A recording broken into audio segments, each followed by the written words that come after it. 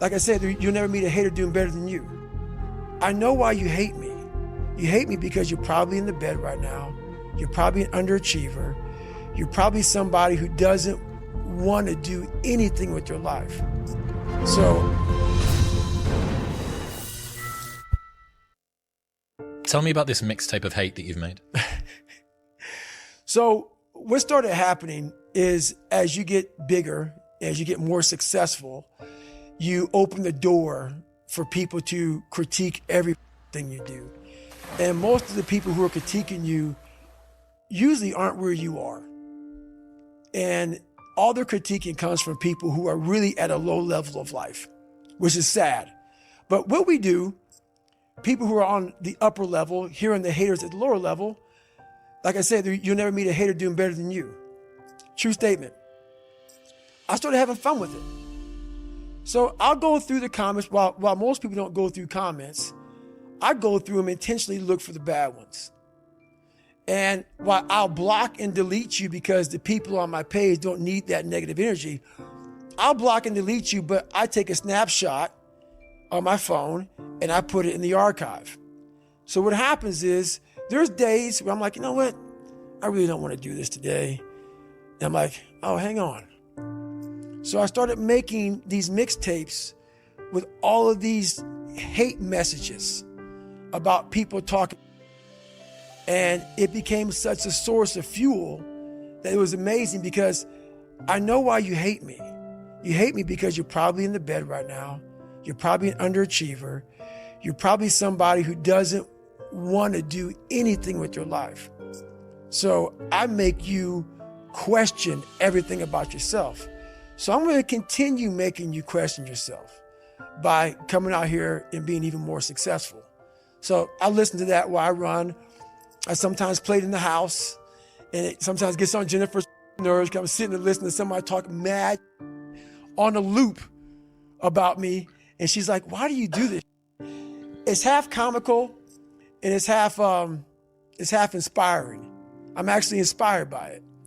I've heard you say previously that listening to music while you train is cheating. Mm-hmm. So what you're telling me is that the silence of your own dark thoughts isn't enough of a soundtrack, and you've had to crowdsource insults from the internet, self-narrate it, and then play it to yourself while you train. That's it. I do that sometimes, yes. Yes. Have you got your phone on you right now? I want to hear it. No, I don't travel with my phone. Oh. Yeah, my phone does not go with me anywhere. Why is that? Once again, man, like right now, I'm with you. A lot of times people are in conversations or they're somewhere, they're elsewhere. You may think they're with you, but they're not.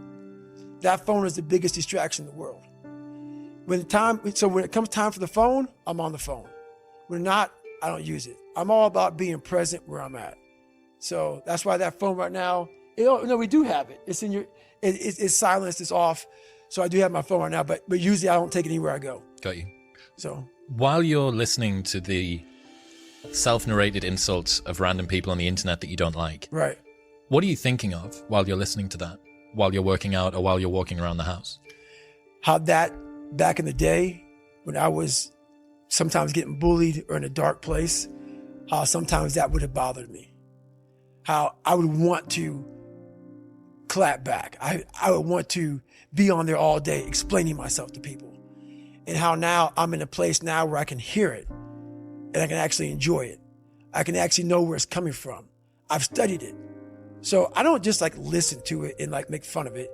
I actually study it because I was once that negative person.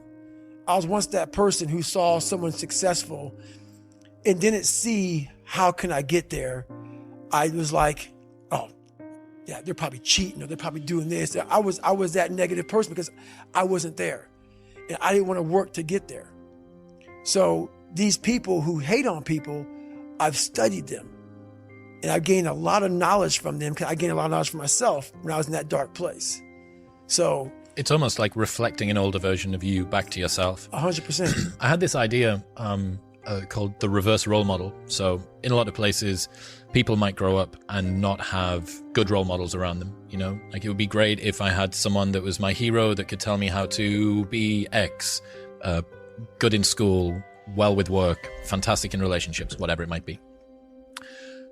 And a lot of people don't grow up with that. Right. And what I realized was, because that was me in part from where I was from, but I realized there was a lot of people that I got to see that were like the sort of person I didn't want to be like. Right. And that was the reverse role model. So I could look around and I could say, well, I really don't want his relationship with his wife. And I hate the way that he is using alcohol to get over the problems in his life. He doesn't have any integrity or tell the truth. She is a liar and a backstabber and a gossip. And the thing is that you can actually achieve a lot of success in life by avoiding failure. Like most success in life actually is avoiding failure. Yes, you need to be able to be competent, but first you need to not get out of the race. That's the 1 second decision, right? You need to not lose before you can win. Right. And the reverse role model is you weaving your way through a selection of people that you don't want to be like. And I think that you can get an awfully long way just by doing that. I did that my entire life. I had the ultimate blueprint by watching my family. I was the youngest kid. So the youngest kid has the total advantage. You know, you may get picked on, you may get bullied with everybody, but you sit back and exactly what you said. I sat back and watched my dad. Definitely don't want to do that. My mom, my brother, whoever it may be. I sat back and I paid attention to everything around me. And it was the ultimate blueprint to how to live life. How not to live life. How not to live life. Is I watched people do. I said, I don't want to be like that.